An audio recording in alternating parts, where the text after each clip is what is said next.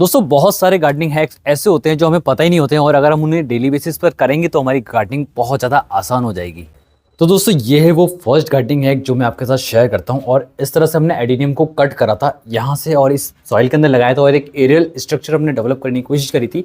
आज मैं आपको रिमूव करके बताऊंगा। दोस्तों इसको बहुत ही हल्के हाथों से हमने लिफ्ट करा और यहाँ पर जो हमें रूट्स देखने को मिली ना वो किस तरह से डेवलप हो रही है, हम जैसा चाह रहे थे वैसे ही डेवलप हो रही है। काफ़ी ज़्यादा खूबसूरत लग रही है दोस्तों। और आने वाले समय में ये जब ये रूट्स मोटी मोटी हो जाएगी ना तो हम इसमें से सेलेक्टिव रूट्स सेलेक्ट करेंगे।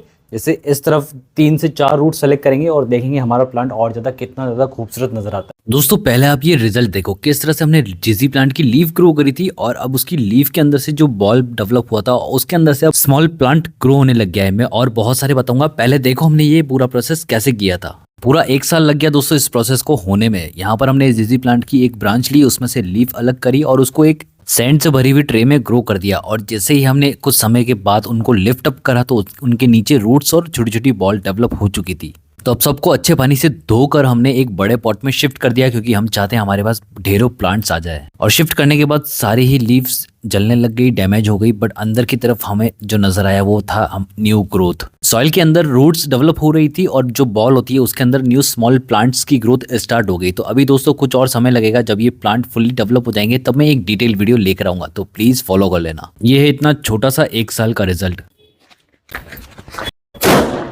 अब यहाँ पर दोस्तों अगर बंदरों से आप परेशान हैं, ये देखो मेरी छत किस तरह से कनेक्टेड है, एक से एक छत कनेक्टेड है, तो हम बंदर को रोक ही नहीं सकते। वो कैसे भी करके दूसरी छतों से होते हुए आपकी छत पर आ जाएंगे। बस उसका एक ही सॉल्यूशन है, वो है ये इतने सारे जो बम है ना दोस्तों, ये आपको रखने होंगे एडवांस में, ताकि जब भी बंदर आए तब आपको क्या करना है वो मैं बताता हूँ। आपको बम लेना है और अपनी ही छत पे फोड़ना है। अपनी छत पे फोड़ने से होगा ये कि उनको लगेगा कि इस छत के ऊपर बम फोड़े जा रहे हैं तो इस छत पर नहीं आना है। तो दोस्तों ये वाला एक्सपेरिमेंट मैं काफ़ी सालों से कर रहा हूँ, तो काफ़ी हद तक मैं बच जाता हूँ इस प्रॉब्लम से।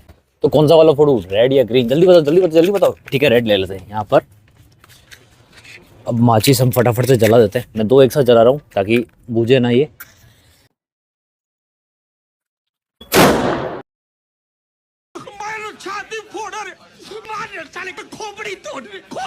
नेक्स्ट गार्डनिंग है कि दोस्तों ये लग रहा ना खूबसूरत एक आर्ट है जो आपके गार्डन को और ज़्यादा डेकोरेटिव बनाएगा। ये एक अपराजिता की बेल है। सेंटर में एक छोटा सा पाइप है हमारा लाइट का, एक 10 इंच का पॉट है और ये वाइट कलर के फ्लावर वाली अपराजिता की बेल है। दोस्तों ऐसे ये गोल गोल कैसे घूम रही है उस पर मैं बताता हूँ कि हमने एक वायर लिया था काफ़ी ज़्यादा रिजिड, मतलब जो इजीली मुड़े नहीं, वो वाला वायर लिया है और उसको हमने इस तरह से टाई अप कर दिया। और पूरा डिटेल वीडियो में अपकमिंग वीडियोज़ में लेके आऊँगा, तो प्लीज़ फॉलो कर लेना। पॉट साइज आप देख रहे हैं ना दोस्तों, ये नियरली 10 इंच के आसपास की है। और बट हमारा ये जो प्लांट है काफ़ी ज़्यादा हेल्दी नज़र आ रहा है और कितना ज़्यादा ये घना हो चुका है। ये देखो इसके अंदर जो ये फ्लावरिंग है, ये देखो छोटी छोटी फ्लावरिंग यहाँ पर। अगर ब्लू कलर के फ्लावर होते तो काफ़ी अच्छे से ये इस बैकग्राउंड में नज़र आता, बट अभी वाइट कलर के फ्लावर है तो वो मिसमैच हो रहा है और नज़र भी नहीं आ रहे हैं।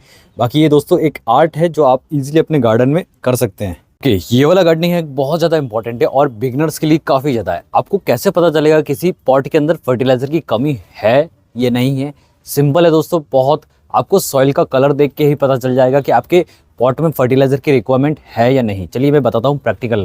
पहली कंडीशन है ये, यहाँ पर आप देख सकते हैं सॉइल का कलर बिल्कुल कॉन्स्टेंट है और बिल्कुल भी शिफ्ट नहीं हो रहा है। इसका मतलब ये है कि यहाँ पर अभी फर्टिलाइज़र बिल्कुल भी नहीं है सॉइल के अंदर और जितना भी था वो प्लांट ने एब्जॉर्ब कर लिया या फिर हम जब भी पानी डालते हैं वो ड्रेन होकर बाहर की तरफ निकल चुका है। और दूसरी कंडीशन है ये, यहाँ पर आप देख सकते हैं सॉइल के अंदर कितना ज़्यादा वेरिएशन है, कलर में कितना ज़्यादा शिफ्ट हो रहा है। कहीं पर ब्राउन कलर नज़र आ रहा है, कहीं पर ब्लैक कलर नज़र आ रहा है। आप यहाँ पर क्लोजअप शॉट देखें किस तरह से ब्लैक और ब्राउन कलर साथ में नज़र आ रहा है। इसका मतलब ये है कि यहाँ पर काफ़ी ज़्यादा फर्टाइल सॉइल है हमारी और प्लांट काफ़ी अच्छे से ग्रो भी होंगे। यहाँ पर हेल्थ देखें प्लांट की कितनी ज़्यादा अच्छी हो रही है।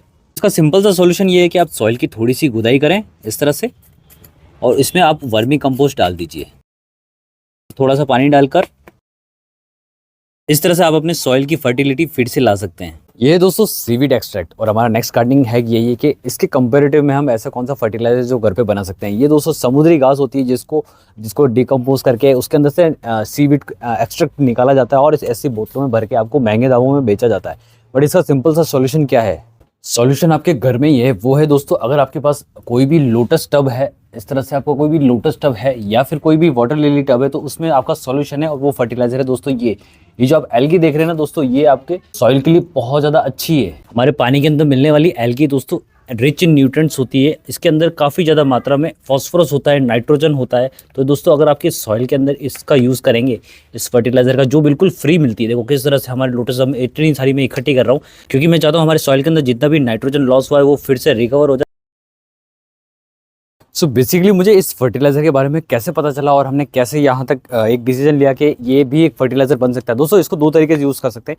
एक तो डायरेक्टली आपके लोटस या लिली टब में से इस एल्गी को निकाल कर अपने किसी भी पॉट में डाल दीजिए, या फिर आप इसका कंपोस्ट बनाइए, एक लेयर एल्गी की रखें, एक लेयर सॉइल की रखें, और धीरे धीरे करके महीने 2 महीने में आपको नाइट्रोजन रिच फर्टिलाइज़र मिल जाएगा। अब दोस्तों ये जो हमारा ड्रम स्टिक का प्लांट है, ये देखो मेरे से भी हाइट में ज़्यादा है। अब क्या लगता है आपको इसकी कितने बड़े पॉट के अंदर ये होगा?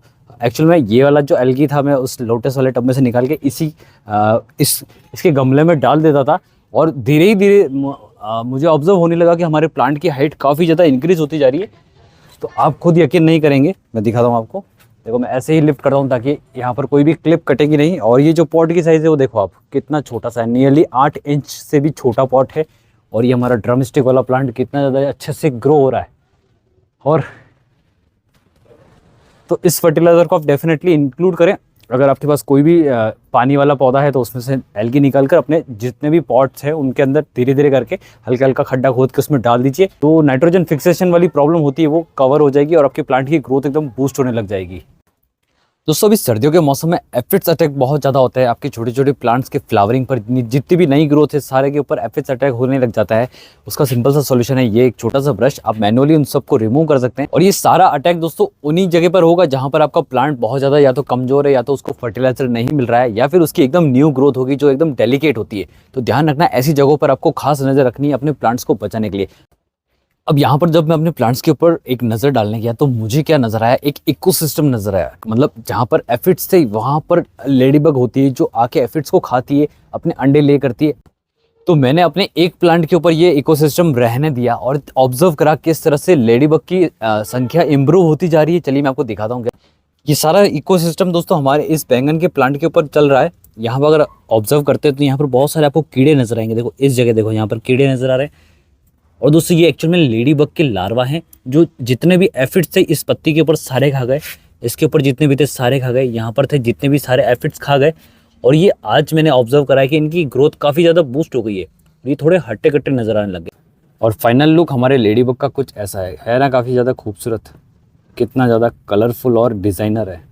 ओके नेक्स्ट गार्डनिंग है। यहाँ पर दोस्तों आप देख सकते हैं हमारे स्नेक प्लांट की ग्रोथ कितनी ज़्यादा अच्छी है। और ऐसा क्यों है दोस्तों, आप में से काफ़ी सारे लोगों ने हमसे ये कमेंट करा कि आपके स्नेक प्लांट इतने ज़्यादा हेल्दी और अच्छे, गुड लुकिंग और लंबे चौड़े कैसे हैं। दोस्तों अगर आप ऑब्जर्व कर पा रहे हैं तो यहाँ पर आपको हल्की फुल्की सनलाइट नज़र आ रही है। तो हमारे इस तरफ एक विंडो है जहाँ से नियरली इस समय नियरली 4 बजे से लेकर 5 बजे के आसपास सनलाइट आती है। मतलब इन प्लांट को 1 घंटे की सनलाइट मिल रही है। और पानी में देता हूँ सिर्फ और सिर्फ 7 डेज में एक बार, मतलब 1 हफ्ते में एक बार पानी दिया जाता है। और जितने भी इंडोर प्लांट्स हैं ना, इस तरफ जो है अंदर की साइड जो शेड के नीचे है, उनको मैं 7 दिन में एक बार पानी देता हूँ। और थोड़े से जो आउटर लोकेशन पर है, शेड के थोड़े से जस्ट एज पे है, वहाँ पर मैं जब भी दूसरे प्लांट को पानी देता हूँ तब मैं उनको पानी देता हूँ, क्योंकि वहाँ पर 1-2 घंटे की धूप एक्स्ट्रा आती है। बट इस जगह जो सनलाइट आती है वो बहुत कम आती है। बट अगर आप नोटिस कर रहे हैं काफ़ी ज़्यादा रोशनी है, मतलब मैं कैमरे में आपको नज़र आ रहा है कि कितना ज़्यादा ब्राइट लोकेशन है। तो यहाँ पर ब्राइट लोकेशन बहुत ज़्यादा ज़रूरी है। तो मेनली 3 पॉइंट्स है।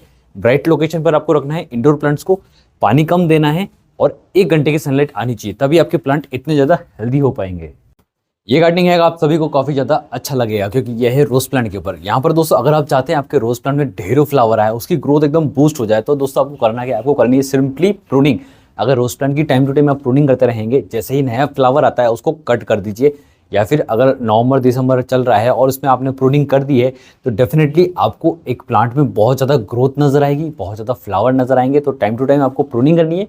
और जो फ्लावर खिल चुका है, उसको कुछ समय हो गया प्लांट के ऊपर, तो आप उसको कट करिए, हटा दीजिए, तभी उसके नीचे से मल्टीपल ब्रांचेस निकलेगी और आपको बहुत सारे एक्स्ट्रा फ्लावर मिलेंगे। ओके नेक्स्ट गार्डनिंग है जो आप लोगों को काफ़ी ज़्यादा पसंद आएगा, वो है दोस्तों रोज़ ग्राफ्टिंग। अब यहाँ पर दोस्तों ग्राफ्टिंग आपको एक प्लांट के ऊपर 2 ग्राफ्ट करने हैं, मतलब एक ही पौधे के ऊपर 2 मल्टी कलर फ्लावर आए। कभी आपने सोचा था ऐसा? नहीं सोचा था ना? तो डेफिनेटली आप ये कर सकते हैं। और मैं ऐसा प्लांट लेकर भी आया हूँ जिस पर मल्टीपल ग्राफ्ट थे, और डेफिनेटली आप भी वो सेम प्रोसेस कर सकते हैं। ग्राफ्टिंग बहुत आसान होती है, चलिए सीखते हैं। सबसे पहले हम सीखते हैं ग्राफ्टिंग कैसे करते हैं। यहाँ पर दोस्तों आपको एक ब्रांच सेलेक्ट करनी होगी जिस प्लांट के ऊपर आपको ग्राफ्ट करनी है। अब दोस्तों हमें लेना होगा एक ग्रोइंग बड, वो भी मदर प्लांट से। अब ध्यान रखना जो आप ग्रोइंग बड ले रहे हैं वो होना चाहिए बिल्कुल हेल्दी ब्रांच से, क्योंकि आपको हमेशा ऐसा बड सेलेक्ट करना है जिसके अंदर ग्रोथ हार्मोन हो। तो आपको सिंपली एक कटर लेना है और स्लाइटली आप स्लाइड अप कर दीजिए और आपका ग्रोइंग बड रेडी है दोस्तों दूसरी ब्रांच में लगने के लिए। बस आपको ये ध्यान रखना है जो वुड उसके साथ आ गई है, मतलब जो ब्रांच के अंदर या फिर ग्रोइंग बड के पीछे की साइड जो आपको व्हाइट कलर का जो वुड नजर आएगा उसको निकाल दीजिए और जहां पर आपको उसको ग्राफ्ट करना है स्लाइटली धीरे अपने हल्के हाथों से धीरे धीरे उसमें इंसर्ट कर दीजिए। और उसके बाद आपको लगानी है ग्राफ्टिंग टेप जिससे मॉइस्चर का लॉस ना हो और आपका ग्रोइंग बड या फिर आपकी ग्राफ्टिंग कंप्लीटली सक्सेसफुल हो जाए। ये दोस्तों रॉक फॉस्फेट बहुत ही इंपॉर्टेंट फर्टिलाइजर है। ये जो बड़े बड़े गमले आप देख रहे हैं ना, इनके अंदर अगर रॉक फॉस्फेट डालते हैं तो इनकी प्लांट की जो ग्रोथ होती है, इनकी जो रूट्स ग्रोथ होती है वो बहुत ज़्यादा एसेंशियल हो जाती है, फास्ट हो जाती है। एक्चुअल में रॉक फॉस्फेट एक ऑर्गेनिक होने के साथ साथ बहुत ही रिच इन न्यूट्रिएंट वाला फर्टिलाइजर है। ये डेली बेसिस पर आपको आपकी गार्डनिंग में यूज़ करना चाहिए। मैं स्पेशली रॉक फॉस्फेट इसलिए बोल रहा हूँ क्योंकि ये ऑर्गेनिक है और इसमें कोई भी केमिकल फर्टिलाइजर नहीं है। इसका जो लॉन्ग लास्टिंग इफेक्ट है वो बहुत ज़्यादा अच्छा है। मतलब अगर आपकी प्लांट की ग्रोथ नहीं हो रही है, रुक गई है, या फिर प्लांट जो बड़े बड़े पॉट के अंदर है उनकी रूट्स डीपली नहीं जा रही, तो ये रॉक फॉस्फेट हेल्प करता है आपकी प्लांट की रूट को डीपली जाने में, उसके सॉइल के अंदर जितना भी आपने न्यूट्रिएंट्स डाला है वो एब्जॉर्ब करने के लिए। तो रॉक फॉस्फेट को आपको डेली बेसिस पर अपने गार्डन में इंक्लूड करना चाहिए। इसको देने का तरीका दोस्तों बहुत सिंपल है, दो तरीके हैं। या तो आप डायरेक्टली एक टेबल स्पून लीजिए और अपने पूरे पॉट में इस तरह से स्प्रिंकल कर दीजिए, या फिर आप इसको पानी में घोल कर अपने गार्डन में सारे पॉट्स में दे सकते हैं। दोस्तों नेक्स्ट गार्डनिंग है कि हाउ टू मेक बॉन्साई, और ये है दोस्तों एक प्रकार का छोटा सा बॉन्साई जिसके ऊपर डेली बेसिस पर हमारा काम चलता रहता है और कुछ ना कुछ कटिंग और प्रूनिंग होती रहती है और नए नए शेप्स हम सोचते रहते हैं। बट बेसिकली ये एक जेड बॉन्साई है, रूट ओवर रॉक स्टाइल है। मतलब एक चट्टान के ऊपर हमने इसको रखा हुआ है और इसकी रूट्स देखो कितने अच्छे से डेवलप हुई है। और ये दोस्तों एक साल का खेल नहीं होता है, काफ़ी साल लग जाते हैं, कम से कम 5-6 साल पुराना तो ये प्लांट इजीली होगा। बट 5 से 6 साल पहले भी ये कुछ ऐसा हुआ करता था। देखो कितना अच्छा सा शेप है इसका। अब यहाँ पर आप सोच सकते हैं कि किस तरह से आपको एक बॉन्साई बनाना है। मैं आपको ट्रिक बता रहा हूँ कि रूट ओवर रॉक स्टाइल तक कैसे जाना है। तो पहले इस तरह का स्ट्रक्चर आपको डेवलप करना पड़ेगा। अब इससे पहले वाला स्ट्रक्चर कैसा होता है वो मैं आपको दिखाता हूँ। ये दोस्तों वो स्ट्रक्चर जो जिसमें से हमारा इससे पहले वाला स्ट्रक्चर निकला था और फिर फाइनल बॉन्साई बना था। अब यहाँ पर ये स्ट्रक्चर कैसा है दोस्तों, छोटी छोटी कटिंग्स हमने लगा दी इसके अंदर। अब यहाँ पर कटिंग लगाने के बाद दोस्तों क्या होता है कि इनको समय देना पड़ता है, 1 से 2 साल इस पॉट के अंदर ये रहेगा। तो ये धीरे धीरे अंदर की तरफ देखो यहाँ पर ये मोटा होता जा रहा है। ठीक है, मैं आपको एक और बताता हूँ। जो ये देखो ये है दोस्तों वो वाला, अब ये देखो कितना मोटा हो चुका है और कितना ज़्यादा रिजिड हो चुका है और ये ऑटोमेटिकली इस तरह से यहाँ बैंड हो चुका है। ठीक है, अब बैंड हुआ है तो इसको इस तरह से विंड स्वेप्ट स्टाइल में डेवलप किया जा सकता है इजीली। अब इसके अंदर जो रूट डेवलपमेंट है वो भी काफ़ी ज़्यादा हो चुका है। तो इस तरह से आप बहुत सारे ऐसे कटिंग्स लगा दीजिए, वेट करिए मोटा हो जाओ, इनको मोटा करिए और देखेंगे आप अपने आप ये शेप लेंगे अपना और फिर ये बहुत प्यारे बॉन्साई बन जाएंगे।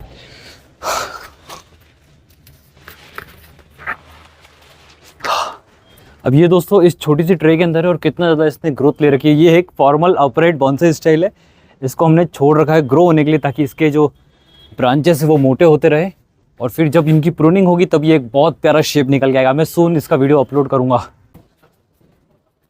और ये है दोस्तों एक राफ्ट स्टाइल बॉन्साई, मतलब एक जंगल में कोई पेड़ गिर जाता है तो वो फर्दर उठ नहीं सकता, तो वो अपनी इस तरह से एक ब्रांचेस डेवलप करता है।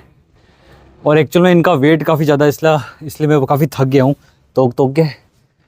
तो इस तरह से आप बॉन्साई बना सकते हैं। सिंपली एक कटिंग लीजिए और उसको मोटा होने दीजिए या फिर मल्टीपल कटिंग्स एक पॉट में ग्रो कर दीजिए और फिर आपको बहुत सारे अलग अलग स्टाइल के बॉन्साई मिलते रहेंगे।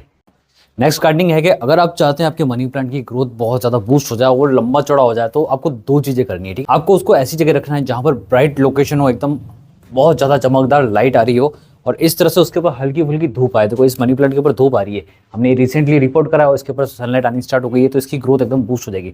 और धूप मिलनी चाहिए शाम की, मॉर्निंग की नहीं, मतलब 4 बजे के बाद की अगर सनलाइट इसके ऊपर गिरती है तो ग्रोथ एकदम बूस्ट हो जाएगी। और दूसरा काम ये है कि आपको उसमें फर्टिलाइजर डालना पड़ेगा, वो भी एकदम फ्री वाला। आपको यूज़ करनी है यूज टी, मतलब चाय पत्ती जो आप चाय बना के फेंक देते हैं उसको फेंकिए ना, उसको इकट्ठा करिए, वॉश करिए, उसमें से सारा मिल्क कंटेंट निकाल दीजिए और उसको सुखा कर अपने मनी प्लांट में डाल सकते हैं। या फिर आप उसका लिक्विड वर्जन उसको पानी में डाल दीजिए 1-2 दिन के लिए और बस अपने मनी प्लांट में वो डालते रहिए। देखिए फिर आपका मनी प्लांट पूरा अच्छे से घना हो जाएगा।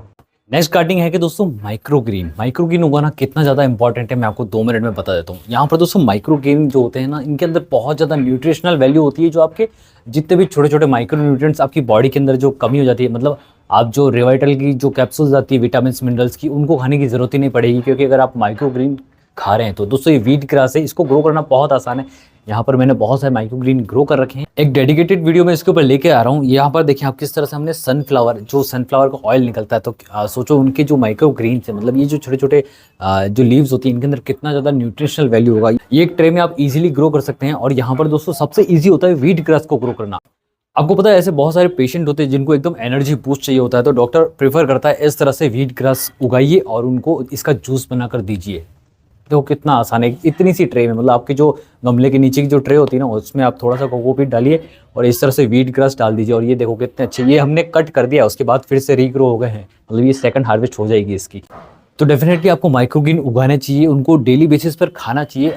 एक छोटा सा कट करिए, अपने वेजिटेबल सब्जी में डालकर मिक्स करके खा लीजिए। पूरी फैमिली के लिए इनफ अमाउंट ऑफ मिनरल्स है, विटामिन से, न्यूट्रिएंट्स से, जितने भी माइक्रो न्यूट्रिएंट्स होते हैं ये सारे इजीली कवर कर लेते हैं। और आप हर दिन एक नया माइक्रोग्रीन ग्रो करिए, हर दिन नया माइक्रोग्रीन खाइए। आप अपने सैंडविच में यूज़ कर सकते हैं, जब जब चपाती बना रहे हैं उसमें आप इस व्हीट ग्रास को थोड़ा सा कट करके उसमें डाल दीजिए। बहुत ईजी होता है इनको ग्रो करना, और आपकी बॉडी में जो बूस्ट करेगा इम्यून सिस्टम और आपको जो हेल्दी लाइफस्टाइल देगा यही दे पाएगा। फाइनली दोस्तों लास्ट गार्डनिंग हैक, और यहाँ पर दोस्तों मैं कहना चाहता हूँ कि अगर आपके घर पर स्क्विरल्स आती है, मतलब गिलहरियाँ आती है और वो आपके छोटे छोटे सीडलिंग्स खा जाती है, तो उसका कोई सोल्यूशन नहीं है।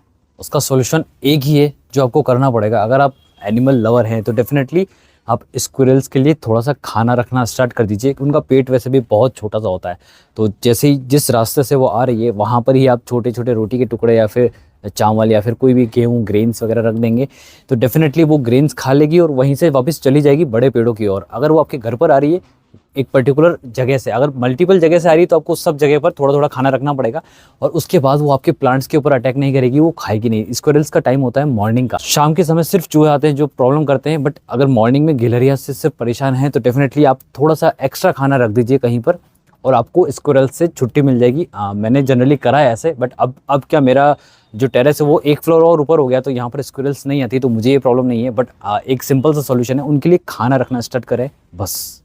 तो बस फाइनली वीडियो को एंड करते हैं। मुझे भी इच्छा नहीं हो रही वीडियो एंड करने की, बट दोस्तों 15 हो चुके हैं, अगली बार मैं और गार्डनिंग हैक शेयर करूँगा। अच्छा, अब आपके लिए एक सवाल है, अगर आपके पास कोई और गार्डनिंग हैक है जो हमने इस वीडियो में या हमारे पुराने वीडियोस में शेयर नहीं करा है, तो प्लीज़ कमेंट में मेंशन करो। मैं कोशिश करूँगा अगले वीडियो में उन सारे हैक्स को यूज़ करूँ जो आप यूज़ करते हैं डेली बेसिस पर, ताकि आपकी गार्डनिंग और ज़्यादा आसान हो जाए। तो कमेंट करना अपने गार्डनिंग हैक्स और मेरे साथ जरूर शेयर करो। और अगर ये वीडियो अच्छा लगा है तो प्लीज़ लाइक करें और शेयर करें अपने फैमिली फ्रेंड्स के साथ। और 2025 में दोस्तों हमें कोशिश करनी है कि हमारा चैनल 1.5 मिलियन क्रॉस कर जाए, ठीक है? तो प्लीज़ शेयर करना, ठीक है? Bye bye.